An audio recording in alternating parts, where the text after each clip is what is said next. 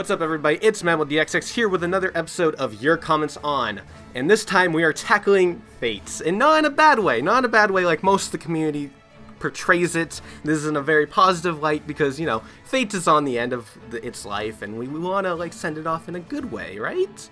I mean, it wasn't the best, but we'll get to that. We'll talk about that. Anyways, I'm joined by Countchrisdo, the co-host of Talk FB to Me, and the man who brought Melee to prom.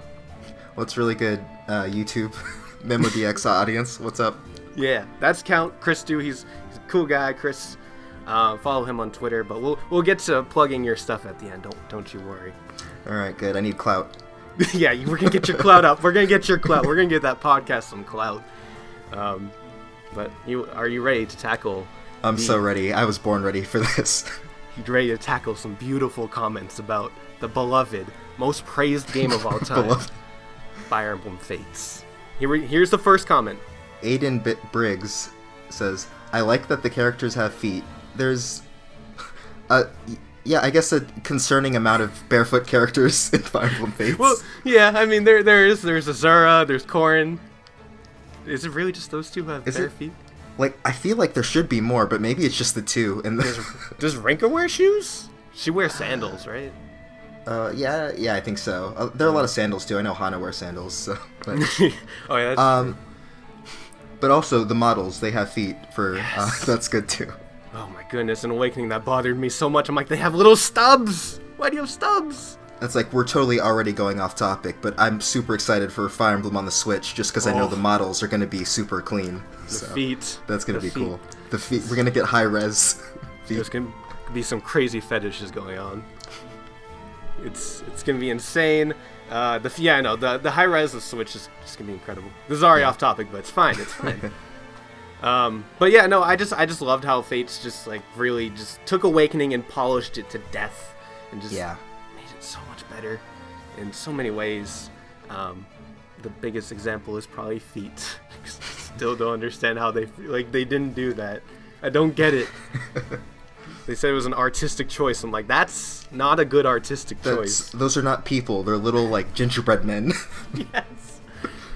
Yeah, so, and even more on the polishing of Awakening to Fates, that transition. This comment by Gabe234 says, I like the transition from overhead to battle where the screen shifted down. That was actually, like, the coolest thing ever. When I first saw it on the Fates trailer, I screamed. I was so excited because I just love that beautiful, smooth transition ever.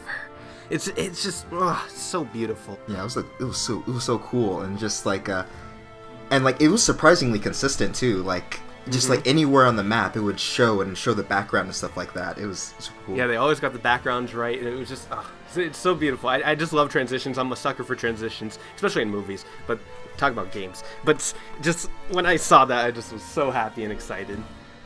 It just built up all the hype for Fates, and then that was knocked down. But that's irrelevant. Yeah, well, I'm going to put my own comment here. The marketing of Fates, that was great. That was really good. Yeah, that was yeah. That was something. But, you know, a lot of people, this is going into the next comment, a lot of people compare Fates to Awakening because they're the most two recent titles. Wait, not Awakening. Echoes. Compare Fates to Echoes, and you've completed Echoes, correct? Yep. Yeah, that's right. You'd be in like 6 days or like 20 minutes. Not really 20 minutes, but you did it real quick. Speed run to end all speed runs. True. Such a good game. But...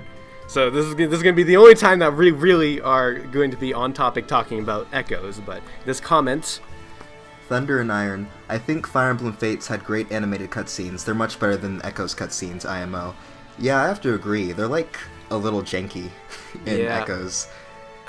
The Echoes cutscenes were done by some animation company that did an anime?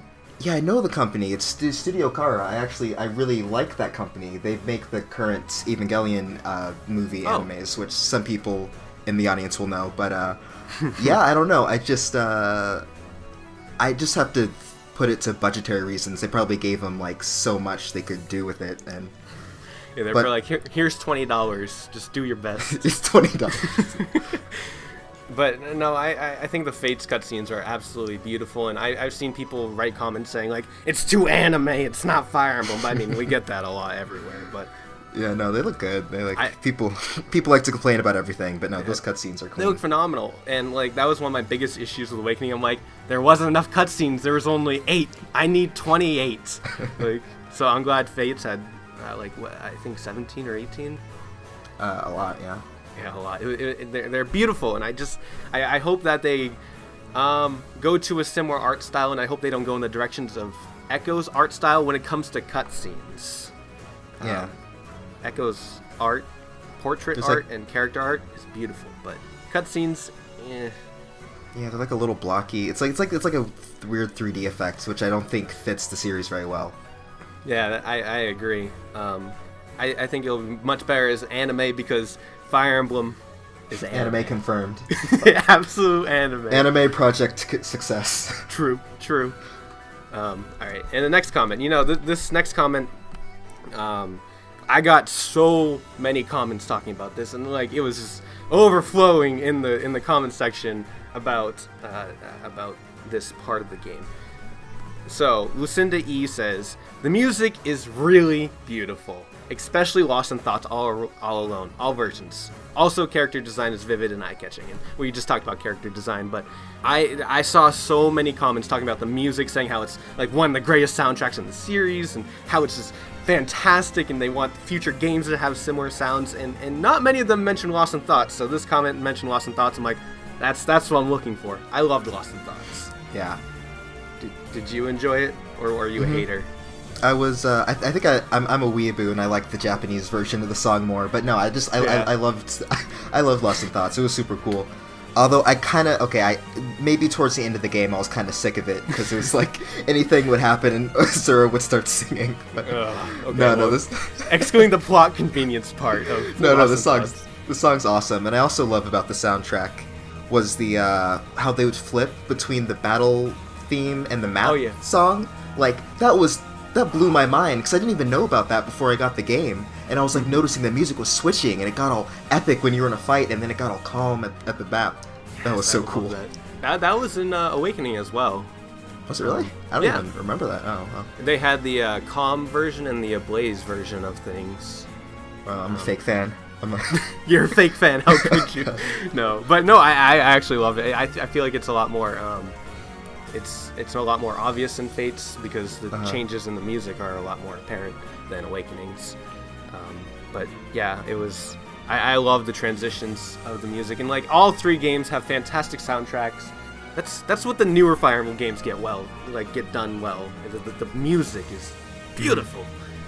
Lost in Thoughts. Let's make another song for Fire Emblem 16 to be not plot convenient, but to advertise like we had the Heritors of Arcadia for Echoes. Let's get another one of those, and let's move on to the next comment. This is a long one, so go for it. Desert Bones 64. I personally enjoyed the class of cultures. Hoshido was based around medieval Japan, while Nor was European, similar to the previous games. The music reflects this change in scenery, i.e. Japanese music for Hoshido. I also liked how both versions have different classes, making them feel fresh and unique. Yes. Yeah, there's a lot to unpack there, but yeah, the classic cultures, that was super cool to have Japanese stuff in a Fire Emblem game. That's finally, finally, we took need 14 games.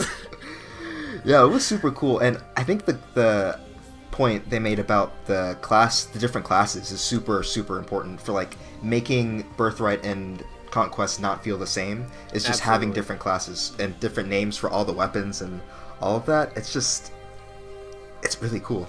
Yeah, I absolutely love that part.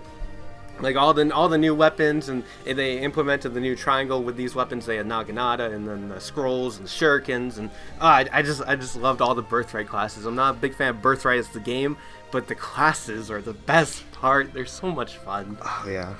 And I love and they totally put a lot of things on their head, if that's the term. Like they had the male Pegasus Knight, and in Nor they had the female Berserker. And they made instead of there's always the red-haired and the green-haired cavalry guy. Instead, they made those 2 ninjas. Stuff like that. I saw a lot of stuff like that in Fates. Yeah. Which is kind of super interesting. Yeah, I love that as well. When I first saw like Kaze and Saizo, I was like, that is awesome. That is so cool. It's a different take on Cain and Abel. I love that. And then the Clash of Cultures, of course. Like, I'm just honestly still surprised that it took 14 games to actually get like a Japanese-based country or world in any Fire Emblem game. Yeah. You could argue that some countries in previous games, like just like minor countries, were Japanese-based, but like nothing huge, relevant. Like the main country wasn't full Weebanese, Japanese. Yeah. Yeah. But yeah, I'm still waiting for an Egyptian Fire Emblem, but that'll be someday. That'd be hype. Let's get like a South American Fire Emblem, like Mayans. Yes. There's so much potential. Let's get like every culture. Let's have the Mayans go against the Egyptian culture that goes against somehow. Yeah, which goes against I can't even think of it. Like let's get Native Americans versus Vikings. Beautiful. Bring in Nordic into this. This is beautiful. Yeah, cool. You know what? That's interesting. We have a ton of Nordic names and Nordic references in Fire Emblem games, but no Nordic cultures. So yeah. that'd be interesting. I feel like that. I hope Fire Emblem 16 just continues the trend of introducing new cultures. Well, yeah, I mean, Echoes didn't do it, but that's a remake. But I just love to see any other culture that's not, medieval European that we've seen for 14 games. Yeah, Awakening Fates introduced new cultures. Like, we had cultures. We had black people in Awakening. That was it was amazing. And then, of course, we got the Japanese people. And we also, they're like some sort of Asian tribe. Like, Seiri was Asian, I think. Yep, yeah. So, and then, of course, Fates. So, maybe we'll see something interesting for 16. Yes, diversity. Let's go. All right. And then, of course, Fates was very well known for something. And that is memes. Boris Dupree says, I would like to see groans of increasing discomfort in every Fire Emblem. Just memes in general. Yeah, I think Fates might have like the spiciest meme game in the series.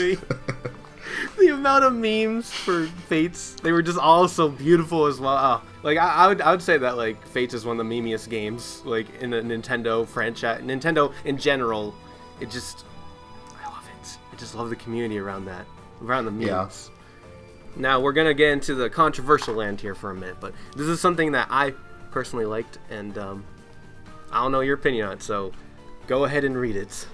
Ooh, Big Awesome Joe says Takumi's arc in Conquest. I love his icon, by the way. It's just, yeah. Just his face. It's just, I hope to imagine that's how he said it. Takumi's arc in Conquest. He's just up to his computer. It's like, Takumi's arc. Yeah, that'd be amazing. Yeah, so I found it to be kind of cringy and lame. Okay. I didn't care much for Takumi's arcs very much. What about you? I personally love Takumi's arc. I mean, that is like super edgy, and it's like, I hate you. I hate my family. I am betrayal. I am betrayal. But I feel like it was like, I don't know, it felt human at times. I mean, granted, he's not even human, but I don't know. I felt like it was, I really hated him in Conquest. And then like by the end, I was like, oh, Takumi, you poor little babby. It's okay. I don't know. That's just me, and a lot of people like attack me for like having that opinion, but... And I'm going to attack you right here on your own channel. How dare you? I'm so sorry. Please. The episode's over. No, we're divided forever. Yeah, no, sorry, I can't talk to you ever again. So, Nintendo Nerd said, personal skills were a great idea to convince using units you wouldn't otherwise use. Yeah, I love personal skills. I've talked about it before. Personal skills are like the best idea ever. Yes. And I just love the idea of things being unique to specific units, because I want every unit to be like their own character. And so and especially in these games where especially in Fates, where you could like change classes like super crazily, and you could give anyone like any skill, to have these certain skills for very specific people, I think was a really good idea. Yeah, I agree completely. Like it just adds to the customization, and adds to like the person's identity, and like you think, oh, that's the character with that skill, and like it makes you want to try out all these other units. Like you might see a unit with terrible growths and maybe terrible bases, one or the other, but they have this really amazing like personal skill, and you're like, okay, I gotta try that. Yeah. it just like makes you want to use everyone or try everyone. It adds to the replayability to it, and that's what I love about Fates. You can just replay it forever. But yeah, no, there's a ton of content in Fates, and it can be really fresh every time you do it. Mm-hmm. And one of my favorite things about Fates, about the customization, is this. If you would like to read that name. Oh, Eitan Varde. I don't think it's... I gave it a Spanish pronunciation, but I'm pretty sure it's not. And Kunimbil. I'm sorry. You got it. Good. Two I'm words. So sorry. Bond units. Wait, were those like when you were friends with someone else and like you had like a kid? Is that what that was? Basically, you make OCs with someone. So grab your significant other and just have children in Fire Emblem. I thought that was the weirdest thing in the world. It's weird, and I didn't even know existed until like 6 months after the game came out. I was like, what? You can make children with other friends? Yeah. You got personal attachment to the game, and like you're like, oh, this is actually my child, my OC My child. I love Bond units, and I shipping on the next level. Really hope they come back. Amber Kitty 625 says, loved my castle feature. Everything from tending your own castle to meeting other people and battling them too. It was pretty cool. One thing I didn't like about it was the forge was locked behind the castle, and you had to like grind and get a bunch of stuff before you could forge things. I thought that was annoying. I do agree with that. Yeah, I liked having my own little place and like walking around. I thought the little sprite was cute as you'd like run around. I just love just like the whole concept of moving your avatar in a Fire Emblem game. Like, there's not many Fire Emblem games where you just able to just walk around everywhere. Now Echoes exist, but I just love that. And My Castle is just, I feel like, is the first step towards a full Fire Emblem game where you're gonna be able to walk around in towns and stuff. And that's why I love My Castle so much, because I'm like, this is set up for future games. Yeah, I felt that too. Yeah. But yeah, no, I loved it, excluding the arena. But I thought it was fun, like, being able to set up your own defenses and then, like, say, oh, try to come fight my castle, and then people would die to your defenses, or they would destroy your defenses, and it'd be cool. I don't know. Mm-hmm. But yeah. And another thing about My Castle that I loved, which you can read. Oswell strikes, using your Chef Boyardee skills to stat boosts. Yes. That was fun. That was a lot of fun. I love that. I just love that when every time you made like a meal, one character had like just a specific quote. Like every character had their own unique quote for every time you made meals. I just love that. I don't know. Yeah, and I always gave Perry the chef hat and then put her in the kitchen, and because like I think I don't even like I think certain characters have like a better chance of making better dishes because she like loves to cook, but I this is a little bit related to that, like when they would have the accessories you gave them show up in battle. Yes. So you could just can you smell what the Rock is cooking like in the middle of battle? Yeah. I love the accessories. I always used to make Felicia cook, and that was probably an awful idea, but yeah, I just wanted to laugh at her because I'm like, she can't cook. But and then like, half your army is poisoned. Yeah. Yep. But anyways, to move on, Green Caps Yee says the amiibo support was nice and online battling was novel.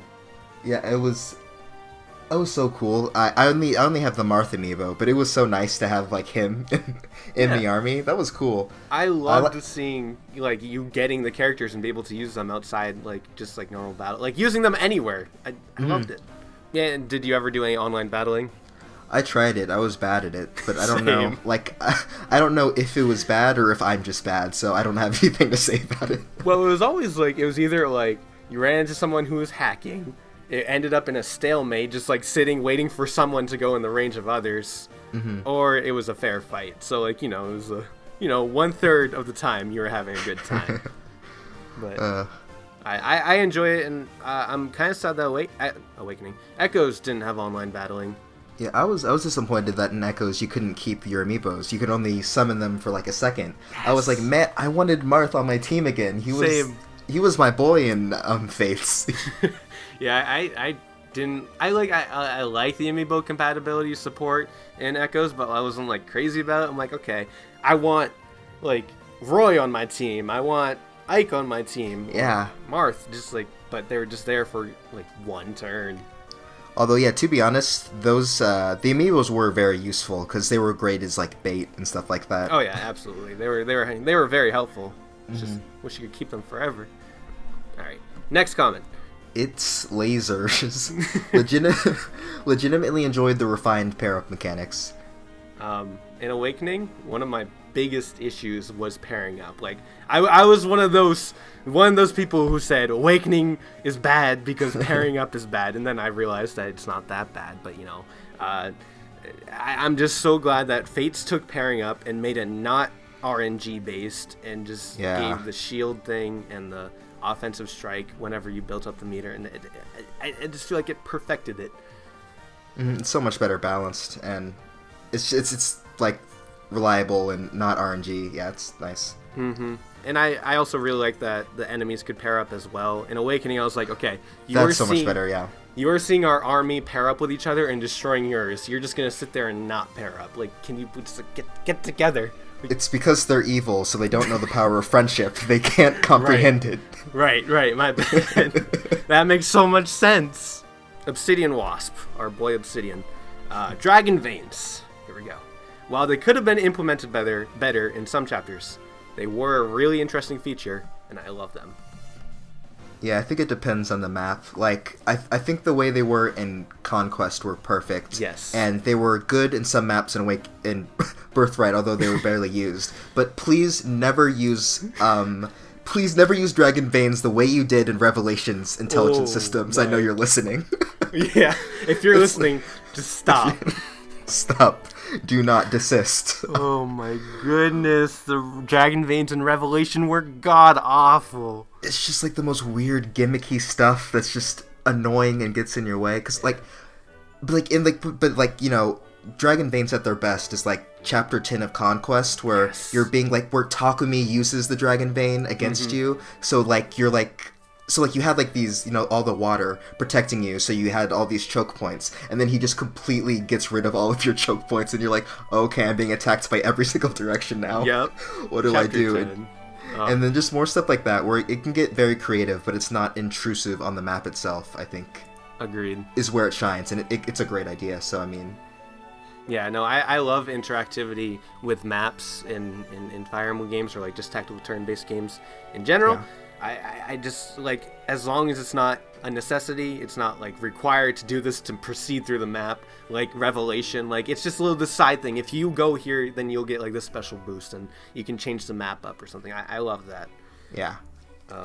And Chapter 10, I feel like, is absolutely the best example of it, and, well, one of the best. And Conquest, just in general, just nailed Dragon Veins. It just did so well, except for the stupid cave chapter where you use Dragon Veins to change your paths and stop the ninjas. And I don't know what the heck that was. Yeah, that was... No, but besides that, I liked all the Dragon Veins in Conquest, and I feel like they were whatever in Birthright, and then Revelation just stopped, just don't exist. It's like delete the elevator map in Revelations. I still have nightmares. Oh no, yeah, that was awful. That was so many Vala maps. I got so many comments about Vala maps in general, just saying like, I liked Vala maps. I'm like, I'm not picking this comment. I'm sorry. Get out. You're banned. I think the whole entire Dragon Veins being the best in Conquest is a testament showing that Conquest, I feel like, objectively, like, I hate using that word, especially in the Fire Emblem fan base, has the best maps. And they're like the most strategic, and it's not always just like defeat boss. It's like defend or seize, and they're really different and memorable, and that's why I loved about Conquest. Yeah, I love Conquest's gameplay so much. Same. Story, we won't get to that. I was gonna say we'll get to that, but we're not going to get to that because we're on our final comment. All right. So, are you ready? I'm hyped. All right, go for it. Snarling Beast. Face petting and blowing. Should return. Face petting and blowing should return in future installments. Yes, absolutely. We gotta turn it up. We got, for Fire Emblem 16 on the Switch, we need HD Rumble so we can massage our waifus in real time. Just imagine petting your waifu and just feeling her smoothie straight or curly hair with HD Rumble. Oh no. I'm such a huge I'm a huge advocate for HD Rumble petting in Fire Emblem 16. It has to happen. I just want it so badly, and I feel like face petting in general, I feel like it went over well in Japan, so I feel like Japan won't stop doing it, but will it get taken out in localization in Fire Emblem 16 if it is put into the game. R.I.P. Well, maybe if they do, what's the company? R4 again? 8-4, yeah. 8-4, yeah. Maybe they'll keep it in. I don't know what their censorship issues are. It's not like Nintendo Treehouse, which are kind of notorious for that kind of thing. Mm-hmm. Yeah. A lot of people want 8-4 after Echoes with the voice acting and the writing, the translation, and everything. I feel like everybody's like 8-4 is the greatest localization for Fire Emblem ever. Don't let Treehouse touch any other game. Yeah, and I feel like for people who like don't really understand the whole localization translation thing, there's someone on Twitter, and I wish I remembered their. Oh, I followed them the other day. Who do the breakdown of what the original Japanese is, the literal translation, and then the 8-4 translation. It's just like, it's so good how they make it work in English is amazing. Yes. Yeah, I so hope they come back and we get face petting. Face petting, please, and blowing, of course. And blowing. You know, your wife gets steamy sometimes. You gotta blow her. That's like. It's like, you know what, I understand the face petting, but what the heck was the blowing? I don't what know. Was that? The only thing about 8-4, I feel like they definitely learned in Echoes, but in Awakening, I feel like in Awakening, because 8-4 localized Awakening as well, and Awakening, I feel like there were still some characters that got the shaft because of localization. Like, the biggest character, in my opinion, was Henry. Oh yeah, I read about that. In the English version, he's super sarcastic and like jokey, and he's like, "Oh, I just came from a village." And then Japanese version, like, wolves murdered his like village, and he was raised by the wolves after being abandoned by his foster parents or something like that. I'm like, what the? Like, this is so. And I feel like they got the Echoes characters more accurate. Let me localize the games. I don't speak any Japanese, but I'll do it for you. Go for it. Just use Google Translate. Google Translate. I'll do it. You're good. I'll work for $20. Yeah, there you go. There you go. Nintendo will be like $20. You can localize this. Oh god. But anyways, that's the last of the comments about Fates and positive parts of Fates. And you know, on my channel I've been known to do positive things than negative things, but I'm just gonna keep it to positive things. I'm not gonna do a video about the negative things because I'm already working on it. No, I'm kidding. Chris, I am so sorry for like your comment section. No, I feel like the comment section would be out of control, and I don't want that. I want people to view Fates in a better light. I mean, it wasn't the best Fire Emblem game, but you know, I don't think it's a terrible game. Yeah, and I think it's healthy for the Fire Emblem community if we be more positive. Yes, so, especially with warriors being around. Oof. Yeah. Well, anyways, so thank you for joining the podcast thing. You're welcome. Yeah, thanks for having me. This is a lot of fun. Of course. You can find Chris at Countchrisdo, the YouTube channel, and his Twitter is the same thing, Countchrisdo, I believe.